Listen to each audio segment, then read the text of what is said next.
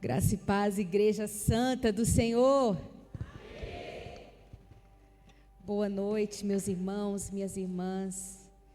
A presença de Deus é tão forte aqui nesse lugar que tem hora que parece que eu estou andando nas nuvens. Tem alguém com essa mesma sensação aqui? Ah, meu Deus, eu fico imaginando como que vai ser lá no céu. Eu gostaria de pedir um retorno aqui, que está zerado de retorno. Eu sem retorno aqui no altar, parece que eu fico perdida. Põe aqui no microfone, por favor, pessoal. Eu fico imaginando como que vai ser lá na glória. Se aqui a gente vive um reflexozinho do que tem lá no céu. Imagine quando a gente estiver lá junto com os anjos, com o nosso Deus maravilhoso. Ei, eu preciso de retorno, pessoal. Me ajudem aqui a pregar, por favor. Pode aumentar um pouquinho mais. Um pouquinho mais, está bem pequenininho. É isso aí. Está vindo, está começando a vir um retorno. Ótimo, obrigada. Melhorou bastante. Eu convido você a abrir a palavra do Senhor comigo. Lá em Colossenses, no capítulo 3, sem mais delongas, eu quero ser objetiva, que o Senhor me dê graça de ser assertiva e pontual nessa noite. Colossenses, capítulo 3, a partir do versículo 12.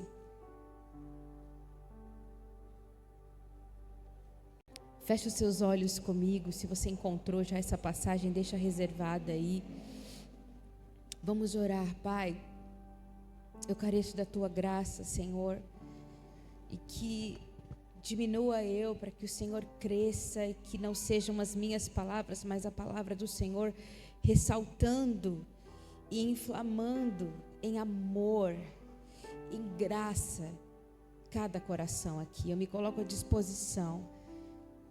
Eu reconheço, Pai, que sou apenas um vaso de barro e eu careço, Senhor, da Tua presença. Eu dependo de Ti e sei que aqui existem filhos e filhas que estão com sede, fome da palavra pura do Senhor. Não é uma palavra misturada, mas é uma palavra verdadeira, o Evangelho do Teu Filho Jesus. E nós estamos com o nosso coração aberto aqui para dizer: vem Espírito Santo nos ministrar, nos moldar, nos exortar, nos avivar pela Tua palavra. Se você crê, diga amém. Eu recebo. E analisa comigo essa palavra que diz assim, Colossenses 3:12 até o versículo 14. Revesti-vos, pois, como eleitos de Deus, santos e amados, de entranhas de misericórdia, de benignidade, humildade, mansidão, longanimidade, suportando-vos e perdoando-vos uns aos outros. E se alguém tiver queixa contra alguém, assim como Cristo vos perdoou, assim fazei vós também. E sobretudo, revesti-vos do amor, que é o vínculo da perfeição. O tema de hoje é revestidos do amor. E essa passagem me tocou profundamente, porque aqui Paulo, ele está falando essa palavra revestivos, e ele fala 2 vezes essa palavra. Isso chamou minha atenção. Se você analisar comigo, tanto no versículo 12 quanto no versículo 14, ele vai dizer: revesti-vos, pois, como eleitos de Deus. E depois no versículo 14 ele vai dizer: revesti-vos do amor. Há uma repetição aqui, e isso significa muito para nós. É uma necessidade de assumir ativamente um novo caráter, um comportamento alinhado com a vontade de Deus. Revestir-se. Isso se implica deliberadamente colocar algo sobre si, como uma roupa, mas em um sentido espiritual. Ele não fala aqui sobre algo externo, Ele está falando sobre algo interno. Inclusive ele fala, tem uma versão que eu gosto muito, e a minha versão ela fala sobre isso, eu não sei como que está aí na sua Bíblia, qual versão você costuma usar, mas o versículo 12 ele fala assim, de entranhas de misericórdia, de benignidade, humildade, entranhas, fala sobre algo que é interior, que é profundo, que é latente, que não se vê, que é invisível, mas que é real. E eu fiquei pensando numa metáfora para nos ajudar a entender um pouco mais o que o apóstolo Paulo quis dizer com essa palavra revestir-se.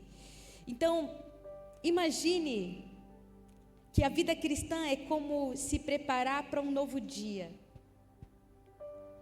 Quando nós acordamos, nós precisamos decidir o que nós vamos vestir. Você não vai para o trabalho com a mesma roupa que você dorme, não é verdade? Você não vem para a igreja com a mesma roupa que você tira um cochilinho no domingo de tarde. Mas você precisa acordar e você precisa decidir e usar roupas que refletem quem você é e roupas que estão adequadas com o ambiente que você vai enfrentar. Se eu vou para o meu trabalho, eu vou colocar uma roupa de acordo com o meu trabalho. Se eu vou para um casamento, eu vou colocar uma roupa de acordo com o casamento. Eu não vou colocar uma roupa de esporte para ir para uma cerimônia de casamento. Não faz sentido. Eu vou passar vergonha. Então, para cada ambiente eu preciso colocar a roupa certa. E isso vai me trazer proteção, não vai me trazer uma inadequação para os meus desafios. Pelo contrário, eu vou me sentir segura. Revesti-vos, pois, como eleitos de Deus. É como colocar uma roupa interior.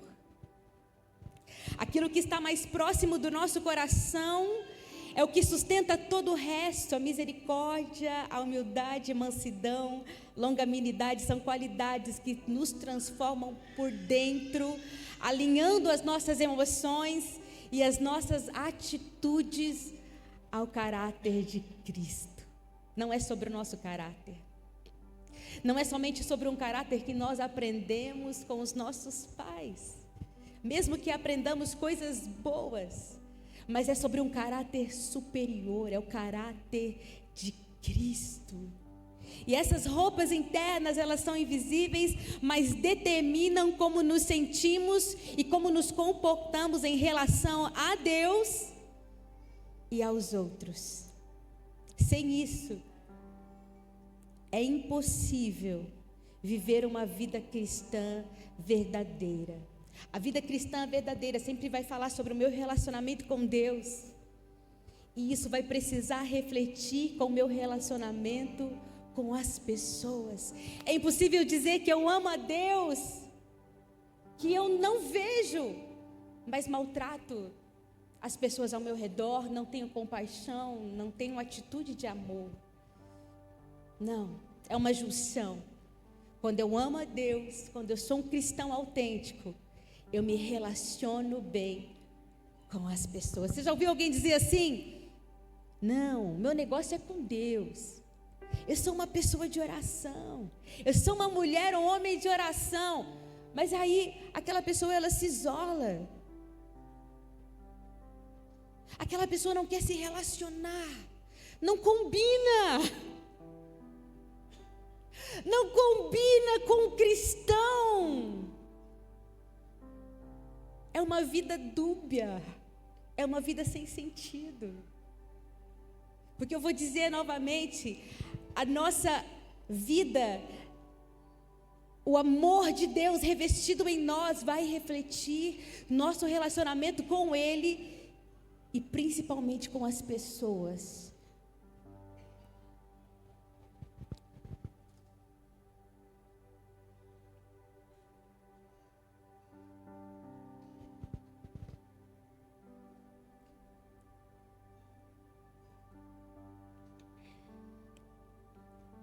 O amor é como uma capa ou como um manto. Imagine comigo Revestir. Eu estou trazendo a minha bandeira do Brasil aqui, todos os cultos. Quem está vendo? Tem hora que eu tenho vontade de pegar essa bandeira e quando eu estou lá em casa orando pelo nosso Brasil, eu me revisto. Meu amor, faz um favor para mim. Traz ela aqui. Você aceita ser o meu cobaia? Vem aqui. É tão simples esse exemplo que eu vou dar para nós.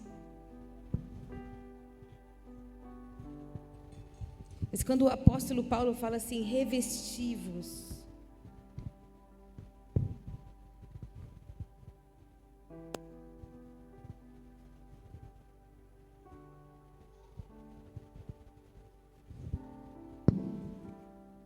É mais do que estar vestido. Nós estamos vestidos aqui, graças a Deus, né? Mas estar revestido vai além de estar vestido. É uma capa, é como um manto, é uma proteção, é algo a mais. Muito obrigada. Pode levar. Então, viver sem as virtudes que o amor representa, ou seja, como o apóstolo Paulo fala que a misericórdia, a humildade, a mansidão, a longanimidade, a benignidade. Viver sem isso é se despir, é não aceitar essa proteção. E essa atitude de se despir se manifesta em comportamento como egoísmo, orgulho, ira, impaciência e falta de perdão.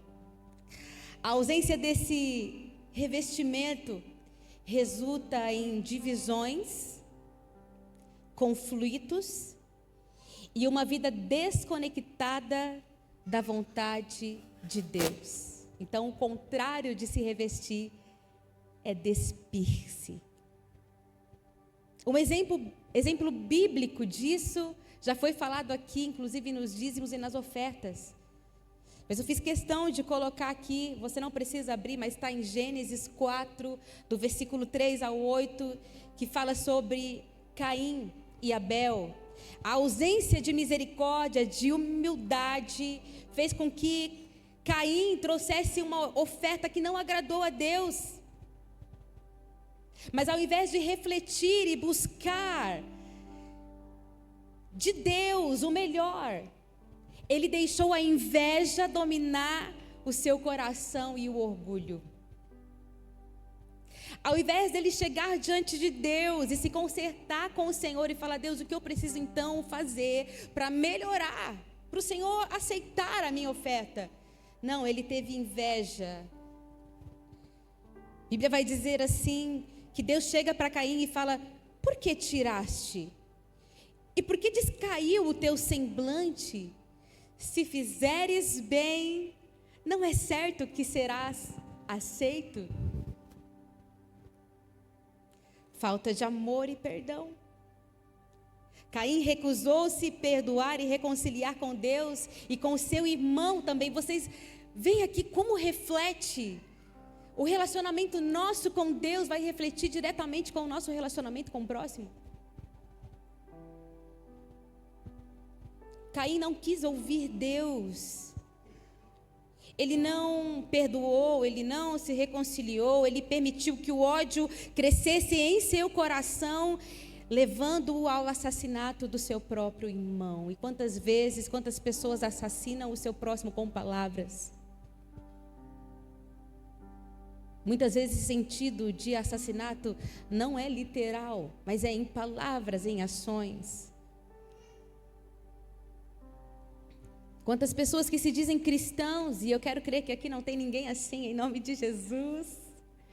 Mas quantas pessoas falam que são cristãs, mas carregam pessoas mortas dentro de si, pessoas que elas quiseram matar. Se pudesse, elas exterminariam com essas pessoas. Essa noite é uma noite de avivamento, foi o que o Espírito Santo falou comigo lá em casa e orando ali na sala pastoral.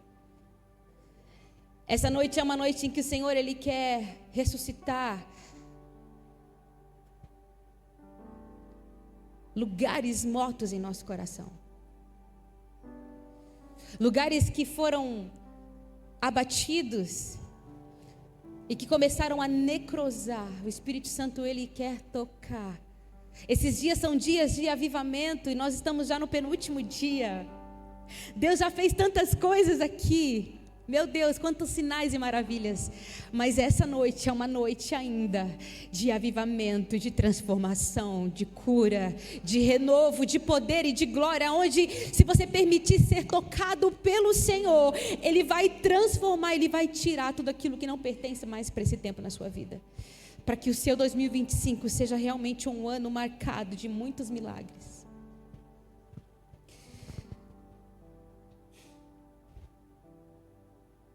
Disse, porém, Caim a Abel, seu irmão: saiamos ao campo.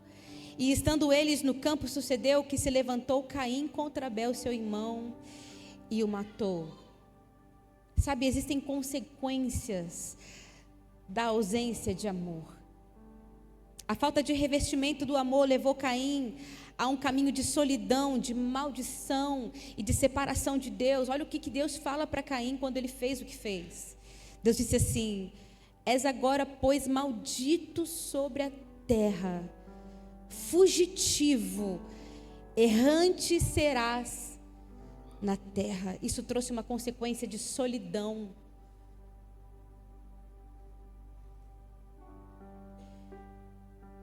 Trouxe uma consequência de falta de prosperidade. Meu Deus, o orgulho, a arrogância faz com que pessoas que deveriam estar desfrutando de prosperidade fiquem caminhando no deserto, dando voltas e voltas e voltas. Sabe, essa arrogância em ficar se comparando, ficar olhando para outras pessoas e querendo muitas vezes o que o outro tem, impede muitos filhos e filhas de desfrutarem as portas que o Pai já tem preparado para cada um. E Caim foi assim, ele foi amaldiçoado. Ele ficou como um errante na terra, caminhando em lugares áridos. A Bíblia vai dizer que houve uma separação dele com Deus. Essa é uma noite em que o Senhor quer te trazer para perto. Talvez você ouviu palavras de maldição sobre a sua vida. Talvez você mesmo se amaldiçoou. Até mesmo você, por consequências de orgulho, de falta de perdão, de inveja, de dura cerviz, está vivendo dias de sequidão na sua vida. Até mesmo na área financeira. Mas a humildade, um coração disposto a receber perdão e confessar esse perdão diante de Deus, vai fazer com que você tenha um caminho de retorno e as portas do céu se tornem a abrir para você. Porque quem está em Cristo Jesus não há mais condenação. Mas é necessário uma atitude diferente que vai abrir esse caminho. O que nós podemos aprender com essa tragédia? Se Caim tivesse se revestido de amor, com humildade, para aceitar a correção de Deus e a misericórdia para com o seu irmão, ele teria superado a sua inveja. E ele teria evitado essas consequências desastrosas. A falta de amor, meu irmão, minha irmã, é uma escolha.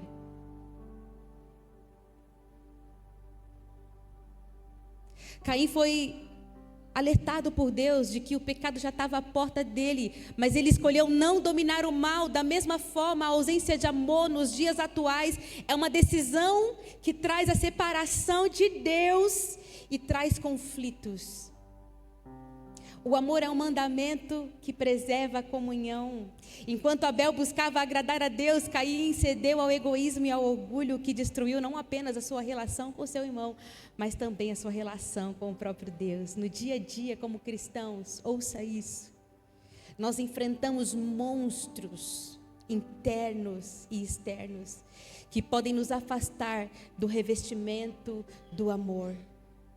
E esses monstros são as tentações, fraquezas e atitudes contrárias às virtudes de Cristo. E alguns desses monstros eu quero citar aqui.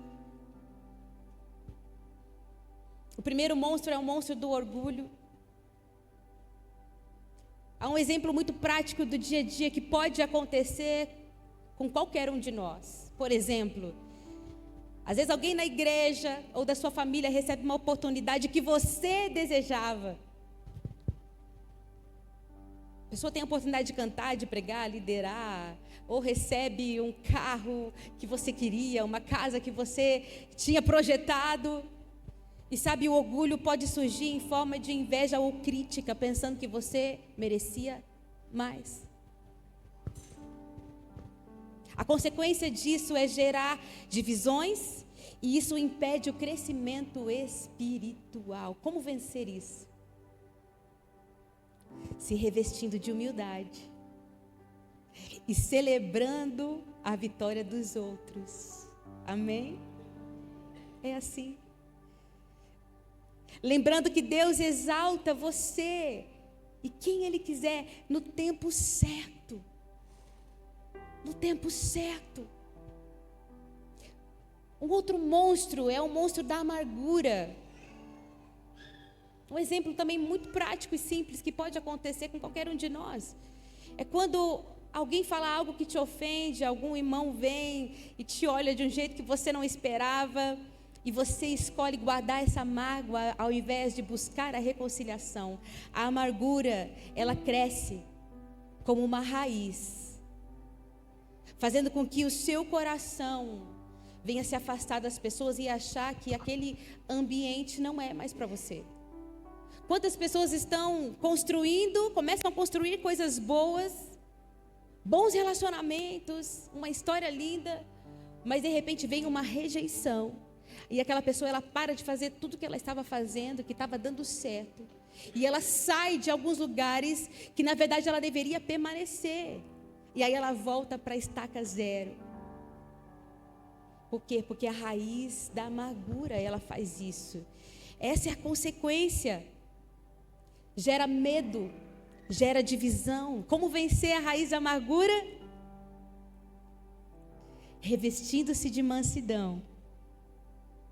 Reconhecendo o erro com graça, como ensina em Gálatas 6. Olha o que vai dizer em Gálatas 6.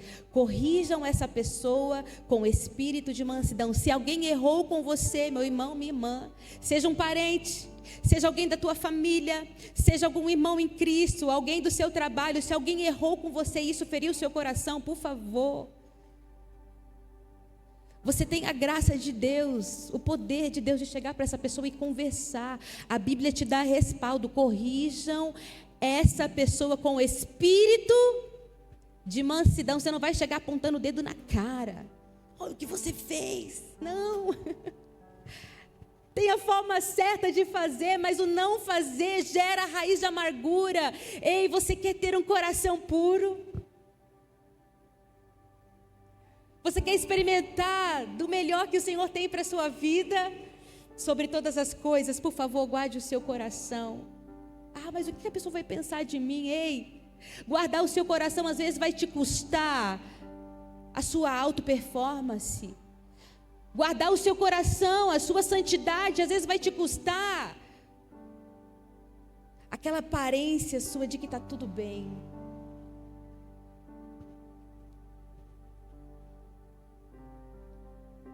Exortai-vos uns aos outros em amor. Quantas pessoas já chegaram para mim e falaram assim: pastora, eu queria te falar uma coisa, mas é tão bobo. Aconteceu uma coisa, mas que é tão pequenininho, eu tenho até vergonha de falar. E eu costumo dizer assim: meu irmão, minha irmã, se está te incomodando, se está te fazendo mal, é porque isso é importante, você precisa falar. Às vezes o que parece ser pequeno para você é grande para mim, ou vice-versa.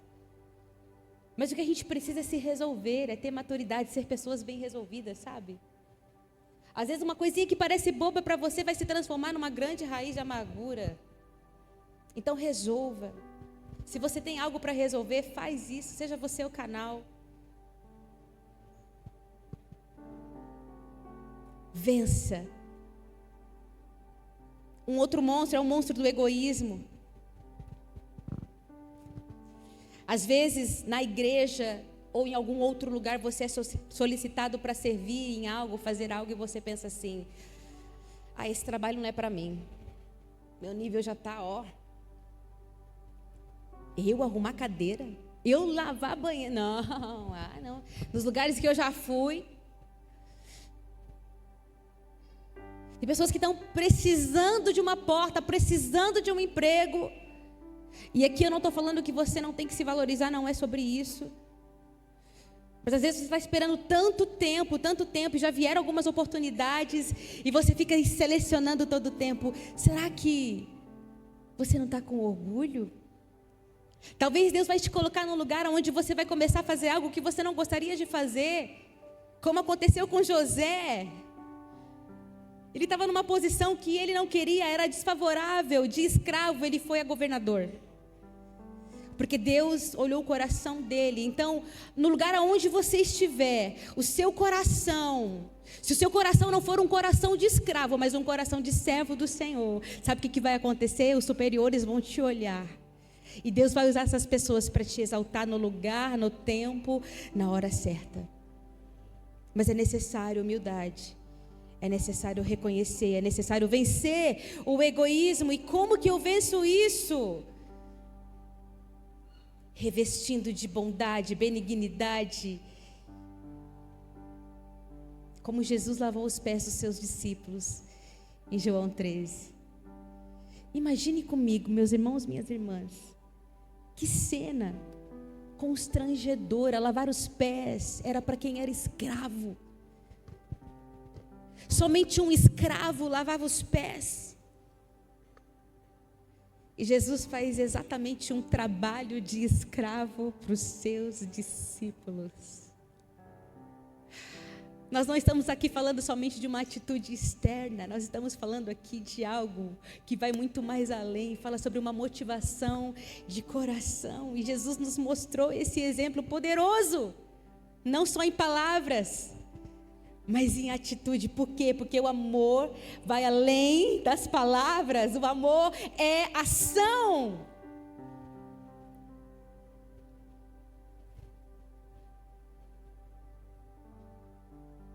Suportai-vos uns aos outros, perdoai-vos mutualmente. Aqui, Colossenses 3:13. Caso alguém tenha motivo de queixa contra alguém, assim como o Senhor vos perdoou, assim também perdoai vós. E acima de tudo isso, revesti-vos de amor, que é o vínculo da perfeição. Imagine uma família onde uma irmã empresta para outra, mas a devedora, por dificuldades financeiras, não consegue pagar e começa a evitar a irmã credora, gerando ressentimento. Sabe o que esse texto está querendo dizer? Que a irmã credora deve suportar essa situação sem guardar mágoa, reconhecendo as imperfeições humanas e decidir perdoar a ofensa, assim como Deus a perdoou em Cristo. E aqui eu não estou falando que a irmã devedora, por sua vez, não está errada. Está errado sim. É errado pegar dinheiro emprestado, qualquer coisa, comprar e não pagar. É errado, é pecado. A Bíblia fala isso. Não furteis, não roubeis uns aos outros. Quando eu deixo de pagar intencionalmente, eu não dou nem satisfação para o meu irmão, eu estou pecando contra o meu irmão, estou pecando contra Deus. Mas essa passagem é tão forte. Revesti-vos do amor, que é o vínculo da perfeição, ainda que a pessoa deixou de te pagar. Você não pode negar o perdão, o seu coração não pode entrar ressentimento e nem o meu. E quem está devendo, por sua vez, deve reconhecer seu erro e buscar reconciliação. Então, se você começou esse ano, eu não sei da sua vida, eu não sei das suas faltas, eu não estou aqui para apontar erros, eu estou aqui para pregar a palavra. Não é sobre a minha palavra, porque a minha palavra não presta para nada. Mas a palavra do Senhor é vida e ela não volta vazia, ela germina nos corações. Se você começou esse ano devendo, em falta com alguém, com pessoas, eu quero encorajar você a ir atrás, reconciliar com essa pessoa, reconhecer o seu erro, buscar reconciliação, e mesmo que você ainda não tenha como pagar, escute isso. Esteja revestido de amor e humildade e faça o possível para você se consertar nessa área. Para que o seu 2025 seja um ano de novas oportunidades. Amém? Em nome de Jesus.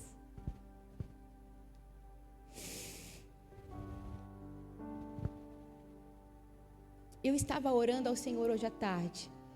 Eu falei assim: Deus, traga uma metáfora ainda mais clara sobre essa palavra revestivos do amor, que é o vínculo, porque aqui fala de vínculo, fala de elo, algo que liga. E veio, e o Senhor me mostrou como um manto, que inclusive nós falamos aqui, o exemplo que eu dei, mas veio algo muito prático para eu compartilhar com vocês. Vocês me permitem compartilhar, amém? Quem está acordado aí? Aleluia! O vínculo do amor é como a costura do manto. Revestir-se é um ato consciente e diário. Assim como escolhemos roupas, escolhemos as virtudes que refletem Cristo em nós. Então, revestir-se exige esforço e intencionalidade. É como se nós fôssemos vários pedaços de tecido de manto.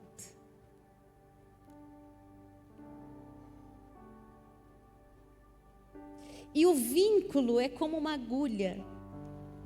Só que somente a agulha passando nesses retalhos, nesses pedaços de pano, não vai fazer sentido nenhum, não vai ter poder nenhum. Mas a linha é o amor. Essa linha nos une. Essa linha nos costura. Essa linha nos reveste, essa linha nos protege e traz o vínculo perfeito, que é o amor. E o amor, uma certa feita, conversando com um casal, estava um clima muito difícil, porque houve uma situação de adultério. E nós estávamos ali pedindo para o Senhor: Pai, nos dê sabedoria, como que nós vamos ajudar esse casal? E eu me lembro que eu chamei a mulher à parte, eu falei: vamos para um lugar separado aqui. O pastor Rafa ficou em outro lugar, em outro ambiente, e conversando com ela sobre o amor, ela me perguntou: mas o que é o amor? Eu falei: o amor, você pode perdoar, porque o amor não é uma pessoa simplesmente. O amor é um Deus, e esse Deus habita em você. Sabe o que aconteceu naquele momento? Ela já estava decidida em não perdoar e na razão dela se separar. Naquele momento ela começou a chorar, a presença de Deus tomou aquele ambiente. Ela falou assim: eu vou perdoar, porque Deus habita em mim, e se Ele habita em mim, Ele me ajuda a perdoar. Uau, que poderoso! O Senhor tem restaurado essas vidas, e tem sido lindo o que Deus tem feito. O amor não é um simples sentimento. O amor é um Deus.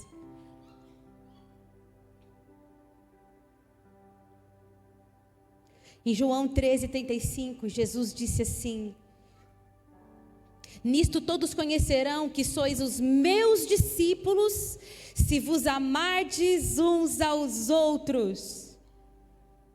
Esse amor que é como um manto, ele é o que torna a nossa caminhada cristã visível e eficaz. O amor, Jesus disse que o amor é a marca de um verdadeiro discípulo. Meu Deus! Jesus disse: se vocês querem conhecer um discípulo, vocês vão conhecer pelo amor.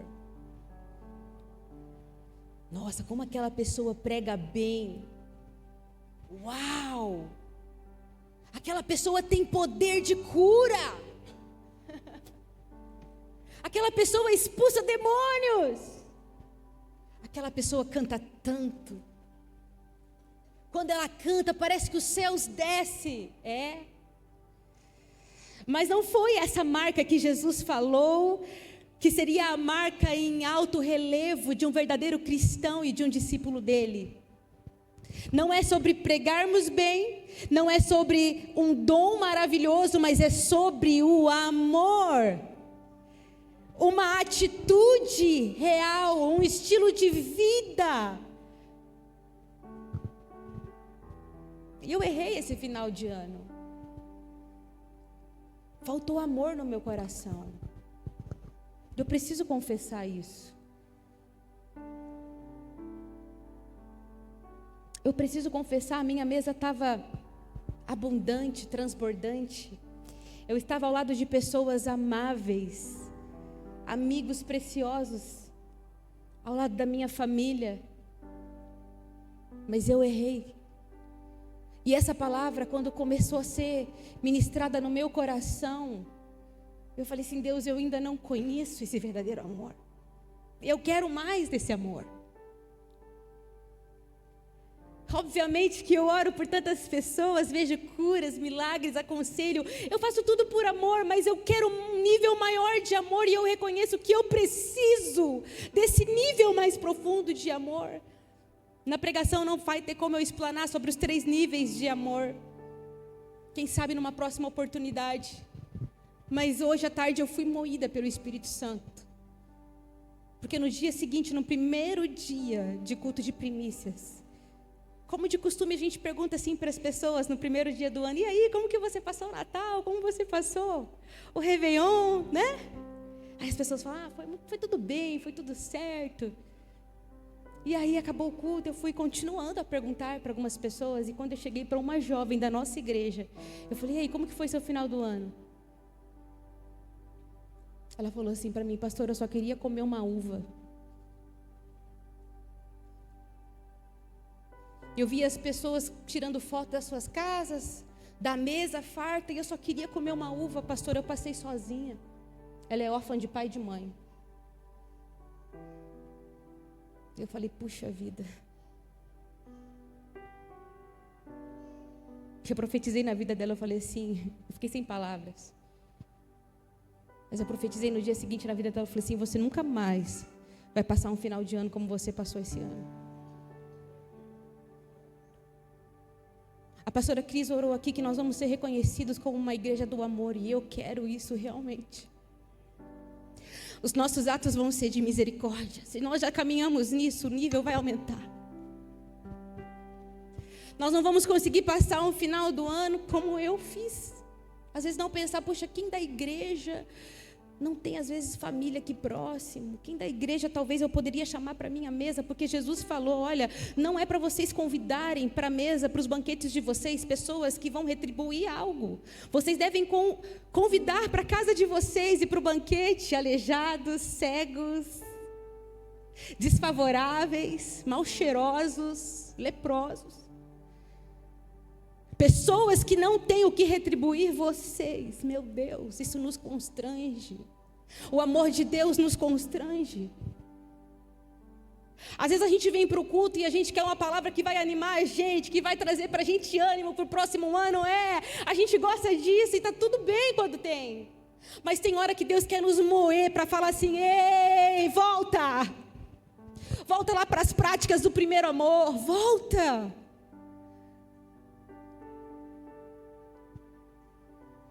Reflete. E às vezes a gente sai meio triste do culto. E glória a Deus por isso, porque a gente sai triste não é com o pregador. A gente sai triste muitas vezes com as nossas ações. Mas não é só sobre sair triste. Nós vamos mudar. Porque em nome de Jesus nós não vamos ser aqui nessa igreja, Sorocaba, em nome de Jesus, não vai ser conhecida como uma cidade onde os crentes só ouvem a palavra, mas não praticam, não. Eu vejo um avivamento nessa cidade, eu vejo um avivamento nos 4 cantos de Sorocaba, eu vejo o Senhor levantando jovens, eu vejo o Senhor trazendo visão para aqueles que ainda estão já com o cabelinho branco. Isso já tem acontecido no nosso meio, meus irmãos. Mas o Senhor já abriu um portal para a gente experimentar um nível de amor maior, amém? Quantos querem isso? Aleluia, aleluia. Ensina-nos a amar, Senhor. Ensina-nos a te obedecer, Senhor. Nisso todos conhecerão que sois os meus discípulos, se vos amardes uns aos outros.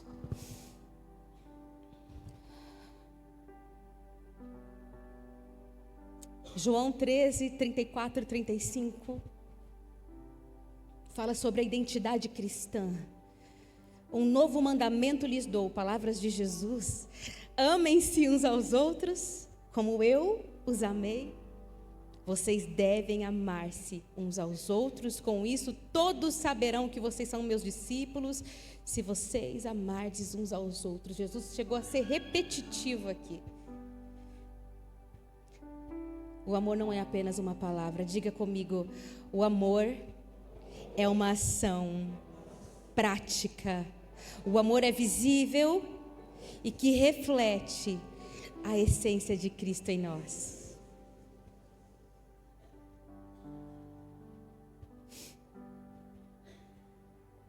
O amor é um mandamento. Lucas 10, 27 vai dizer: amarás o Senhor teu Deus de todo o teu coração, de toda a tua alma, de todas as tuas forças e de todo o teu entendimento, e amarás o teu próximo como a ti mesmo. Amar o próximo significa fazer por ele o que nós faríamos por nós. Então você cuida do seu corpo? Você se alimenta? Então a Bíblia está falando para você também cuidar do próximo, alimentar o próximo. Quem é o próximo? O próximo é qualquer pessoa que tiver ao seu alcance. E isso inclui níveis, como começa pela nossa família, depois os irmãos da fé e todas as pessoas, inclusive os inimigos, que está em Mateus 5,44, que Jesus disse: eu, porém, vos digo, amai os vossos inimigos e orai por aqueles que vos perseguem. Forte, né?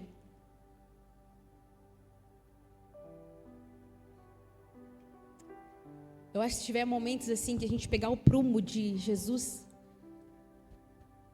e colocar na gente, no nosso amor, a gente vai ver o quanto às vezes está desequilibrado, sabe?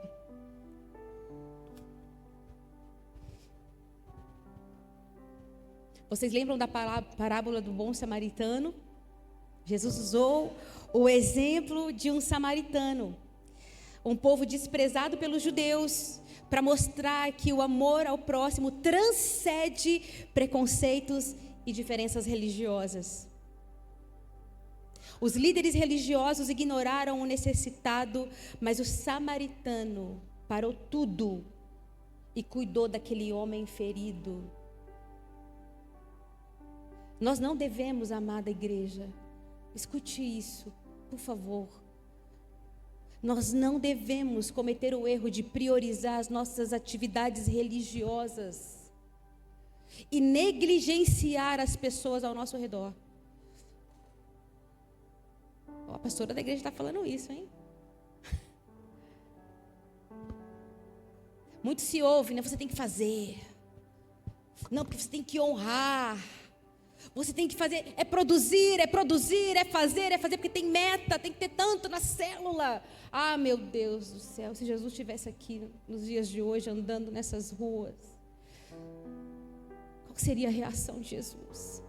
É claro que nós queremos vidas, mas as vidas, elas serão atraídas pelo quê? Pela meta? Pelos métodos? As vidas serão atraídas pelo amor. Então, se você tiver de escolher entre atividades religiosas e socorrer alguém que está passando mal quando você vem para a igreja, quem que você deve socorrer primeiro? O próximo mais próximo. Mas os fariseus, os sacerdotes, o levita e o sacerdote, como diz a parábola, eles passavam do lado daquele cara que estava ferido e falava: ai meu, não, eu tenho as coisas para fazer lá, deixa, outro vai cuidar. Aí passou o levita, nossa, está ferido mesmo, né? Uma hora dá certo, ele vai conseguir, alguém vai ajudar. Deixa eu ir lá para o templo, eu tenho que arrumar as coisas. Mas um samaritano, um improvável, para tudo, se compadece e faz a vontade de Deus. Isso é avivamento. O amor como ação e prática, isso é avivamento. Em 1 João 3,18 vai dizer: filhinhos, não amemos de palavra nem de língua, mas por obras e em verdade. É claro que aqui eu não estou dizendo para você abandonar as suas atividades eclesiásticas. Eu não posso fazer isso. Eu tenho uma missão, eu tenho um chamado e eu preciso estar no lugar onde Deus me chamou para estar. Mas a minha identidade não é estar com o microfone na mão. Eu sei que a minha identidade é filha. Eu pastoreio, eu canto, eu componho, eu faço tudo isso. Mas eu amo muito mais as vidas do que as coisas simplesmente que eu faço. E eu amo também. Esteja atento ao Espírito Santo, porque esse ano o Pai vai te dar direções poderosas. O Pai vai te mostrar coisas que você não estava vendo. E você não vai precisar sair da sua posição, você não vai precisar ter medo, você não vai precisar abandonar o que Deus colocou em suas mãos, porque aquele que tem e cuida vai receber muito mais. É a parábola do bom administrador, você não vai deixar. Não, você vai multiplicar. Quantos recebem essa palavra? Aleluia. O amor com ação em prática. Não amemos de palavra nem de língua, mas por obras e em verdade. Mateus 25, 31, do 31 ao 46, sabe? Meu Deus, isso aqui foi chocante para mim. Com certeza você conhece essa passagem. Nós temos crentes aqui nessa casa de oração que leem a Bíblia, aleluia! E Mateus 25, 31 a 46 fala sobre aquele grande dia do juízo. E aquele grande dia, o nosso Deus, Ele vai julgar as nações. E Ele vai separar as pessoas em base das suas ações de amor com o próximo. Olha que forte isso, igreja. Vai falar assim: eu tive fome e vocês não me deram de comer. Eu tive sede e vocês não me deram de beber. Fui estrangeiro e vocês não me acolheram. Precisei de roupas e vocês não me vestiram. O julgamento será baseado não no que nós fizemos somente. O julgamento será baseado no que nós deixamos de fazer.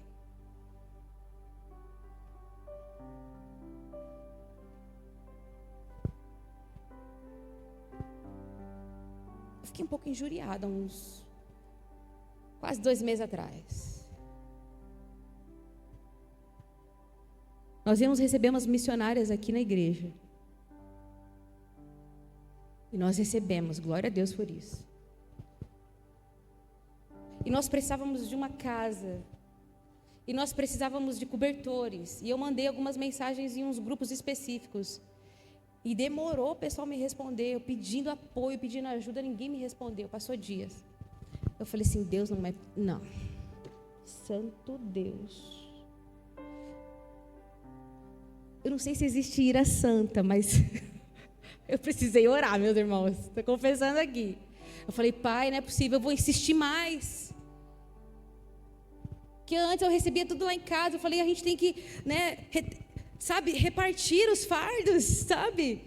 Tem hora que a gente quer carregar tudo sozinho e não precisa. Eu falei, Senhor, me ajuda, me dá estratégia. Mandei de novo e aí, graças a Deus, a gente conseguiu uma casa. Uma irmã que é abençoada, Sheila, abriu a sua casa para essas missionárias. Aí já veio uma outra irmã, a Ana, falou assim, pastora, eu vou fazer todo o trabalho ali de hospedagem, eu vou cuidar delas. Falei, glória! Aí daqui a pouco a gente precisava de cobertores, porque veio um frio naquela semana, e pedi cobertores já na prontidão ali, os pastores ajudando, já trazendo. Aí a gente levantou uma oferta, porque elas precisavam ir embora, teve aquela prontidão. Eu falei, meu Deus, que coisa linda! Sabe, às vezes a gente só precisa insistir mais um pouco.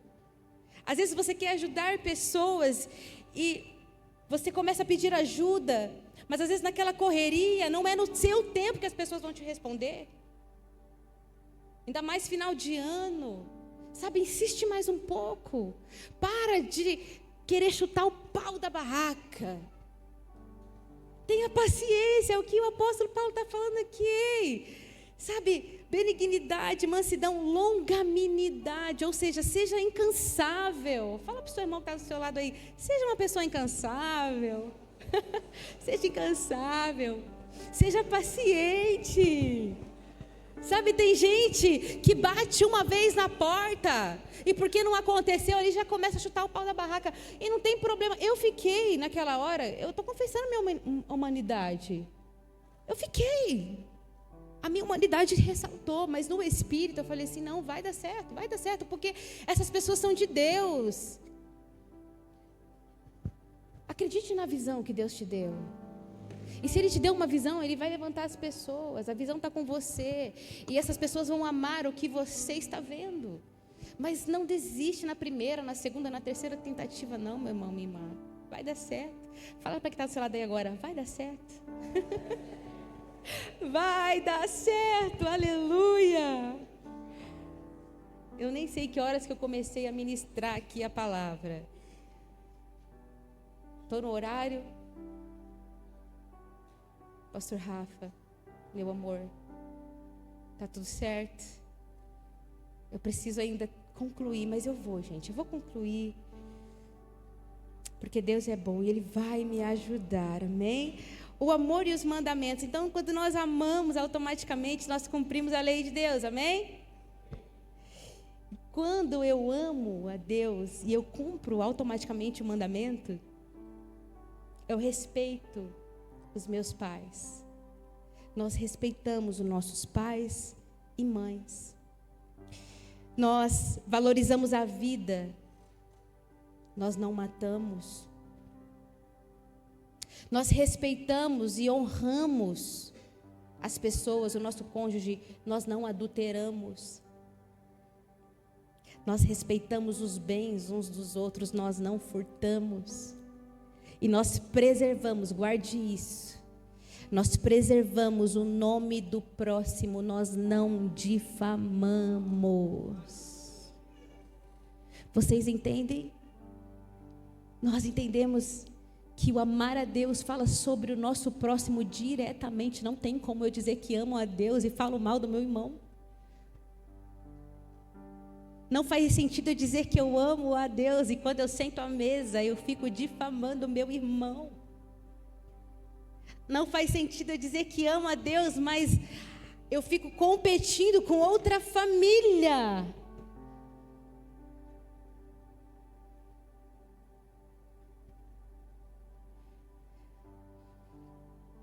Ou competindo com outra pessoa, ou competindo com qualquer outra pessoa. A competição é um sentimento luciferiano que nasceu no coração de Lúcifer. Ele foi o primeiro anjo que competiu. Olha como é sério. E ele começou a difamar Deus no céu. Então, quando eu falo mal de um irmão, de uma irmã, de um próximo, parente, de qualquer outra pessoa, e eu começo a difamar essa pessoa, eu estou fazendo as mesmas ações de Lúcifer. Em 1 Coríntios 13, eu quero convidar você a abrir essa passagem, nós já estamos terminando, mas nós vamos ler juntos. É uma das passagens mais poderosas da Bíblia. Eu não tenho dúvida disso. 1 Coríntios 13, a partir do versículo 1. Eu vou aguardar você encontrar.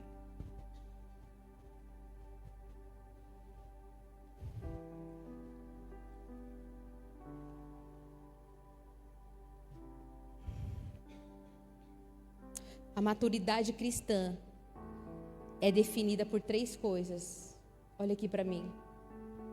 O apóstolo Paulo disse: a fé, a esperança e o amor. O maior das 3 é o quê? O amor. Ainda que eu fale as línguas dos homens e dos anjos, se não tiver amor, serei como um sino que ressoa, ou como um prato que retine. Ainda que eu tenha o dom de profecia e saiba todos os ministérios e todo o conhecimento, e tenha uma fé capaz de mover montanhas, mas se não tiver amor, nada serei. Ainda que eu dê aos pobres tudo o que possuo e entregue o meu corpo para ser queimado, mas não tiver amor, nada disso me valerá. O amor é paciente, o amor é bondoso, não me inveja, não se vangloria, não se orgulha, não maltrata, não procura seus interesses, não se ira facilmente, não guarda rancor. O amor não se alegra com a injustiça, mas se alegra com a verdade. O amor tudo sofre, tudo crê, tudo espera, tudo suporta. O amor nunca perece. Mas as profecias desaparecerão, as línguas cessarão, o conhecimento passará. Olha para mim, queridos. O amor é muito mais, vale muito mais do que falar em línguas. O amor vale muito mais do que todas as habilidades que eu e você podemos ter. Vamos continuar. O amor nunca perece, mas as profecias desaparecerão e as línguas cessarão, o conhecimento passará, pois em parte conhecemos e em parte profetizamos. Quando, porém, vier o que é perfeito, o que é imperfeito desaparecerá. Quando eu era menino, eu falava como menino, pensava como menino, eu raciocinava como menino, mas quando me tornei homem, deixei para trás as coisas de menino.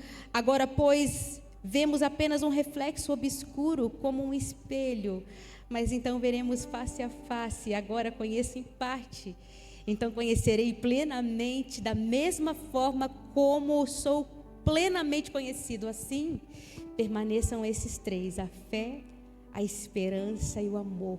O maior deles, porém, é o amor. Sabe por quê? Que o maior desses 3 é o amor?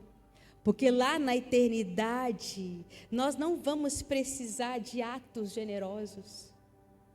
Lá na eternidade, nós não vamos precisar de fé, de esperança. Mas lá na eternidade, aquele ambiente da eternidade vai ser regado por amor. Um ambiente de amor. É isso que vai permanecer, o amor. Oh, Jesus. Mesmo os nossos atos de generosidade ao sacrifício não têm valor nenhum se não forem movidos pelo amor. O apóstolo Paulo está dizendo aqui, você pode até se jogar no fogo por uma pessoa, mas se for com a motivação errada, de querer se aparecer, de querer se mostrar, isso não vai valer nada. Deus está levantando homens e mulheres que vão deixar um legado nessa geração. E sabe qual é o maior legado que você pode deixar na sua geração? São as marcas de amor. O seu filho vai olhar para você e vai falar assim, meu pai, a minha mãe não desistiu de adorar a Deus. Mesmo em tempos difíceis, eles estavam lá se doando, servindo. Seus filhos vão olhar para você e vão falar assim, meu Deus do céu, como que pode? Num tempo tão difícil como esse. Os seus filhos vão se lembrar dos seus atos de amor, de perdão com as pessoas que te injustiçaram e que você não guardou rancor no seu coração. E sabe o que vai acontecer? O legado vai marcar o coração deles a ponto deles imitarem tudo de bom que você plantou na terra, querendo imitar a Cristo Jesus. Porque tudo que você faz é porque você faz porque você ama a Deus. Você não está onde você está simplesmente porque você quer. Você não está nesse trabalho simplesmente porque você quer. Deus te colocou aí. Você vai deixar sementes, legado nesse lugar. Deus te deu uma família. Lute por ela. Não desista. Não desista. O amor é o reflexo de Cristo. Jesus orou ao Pai que o amor dele tivesse em nós, em João 17, 26, você não precisa abrir, mas ele disse assim: eu lhes fiz conhecer o teu nome e continuarei a fazê-lo, legado. A fim de que o amor que tens por mim esteja neles e eu neles esteja. Jesus orou por mim e por você. Nós estamos em 2025 e essa oração ainda perpetua gerações. Você foi encontrado pelo amor. Nós não temos o direito de reter o amor. Nós precisamos transbordar o amor. O verdadeiro cristão é conhecido pelo amor que pratica, não pelo que fala. Que possamos refletir o amor de Deus em todas as nossas ações, reconhecendo que amar o próximo é a maior forma de honrar a Deus. Escolha honrar o próximo. A Bíblia vai dizer que nós devemos honrar mais o próximo do que a nós mesmos. A Bíblia vai dizer que nós não devemos ficar falando de nós mesmos. Sabe aquelas pessoas que gostam de ficar falando o que elas fazem de legal, dos resultados dela? Não tem nada a ver com Jesus. A não ser que a motivação seja testemunhar, abençoar. Mas a Bíblia fala que nós não devemos fazer isso. Nós devemos honrar, sempre escolher o próximo. E eu quero convidar você, igreja, nessa noite, a ficar de pé comigo. E nós queremos nessa noite orar por um batismo de amor. Nós queremos orar por um batismo de amor. Eu quero te convidar a buscar um batismo de amor nessa noite. E o amor não é algo que nós podemos fabricar com as nossas forças. O amor, ele vem de Deus. Ele vem direto do coração de Deus. E a gente precisa ser inundado pelo amor divino. Quantos entendem essa palavra? Quantos querem esse batismo? Jesus nos ensinou a amar até o fim. Eu me lembro daquela passagem quando Jesus foi fazer a ceia com os seus discípulos. A Bíblia diz que Jesus amou e amou até o fim. Ele não desistiu daqueles cabeções. Ele não desistiu de você. Ele não desistiu de mim. Ele não vai desistir de nós. Então não desista nem de você e nem das pessoas que Ele colocou ao seu redor para você cuidar, alimentar, guardar, proteger. Ame, ame, ame. Há uma história de um avivalista que teve um amor inconfundível pelas vidas, e o nome dele é John Wesley. Quando ele era criança, ele estava em sua casa e a casa pegou fogo. Quantos conhecem essa história? Esse avivalista, ele foi um dos avivalistas que mais arrebatou vidas para Jesus.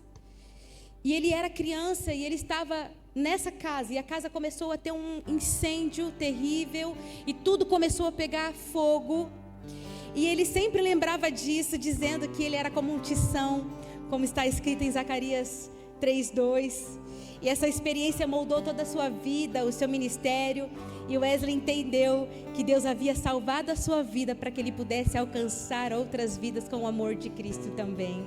Então ele dedicou toda a sua existência a pregar, muitas vezes enfrentando oposições, cansaço, dificuldade, mas movido por um amor profundo pelas almas.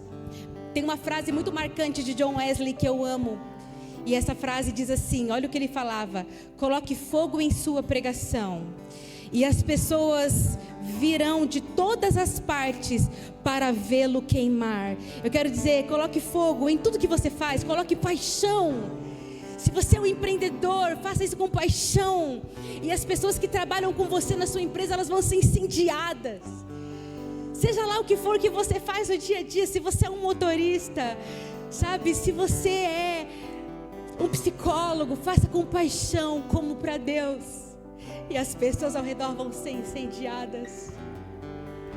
Nós precisamos de um batismo de amor. Esse fogo que John Wesley tinha não era apenas um entusiasmo, mas o amor ardente de Deus pelas vidas que consumia Wesley e que fazia percorrer quilômetros para pregar, servir e alcançar os perdidos.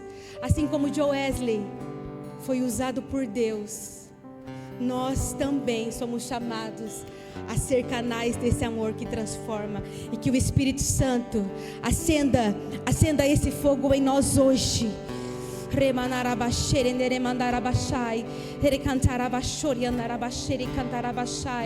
quero chamar você à frente que quer clamar por um avivamento. Eu quero chamar você à frente para clamar por um batismo de amor. Vem aqui, dê esse passo de fé. Que Deus remova toda barreira em nossos corações. E que Deus transforme as nossas vidas em um instrumento do seu amor. Que a marca das nossas vidas seja o amor que aponta para Cristo. Aleluia, aleluia, aleluia.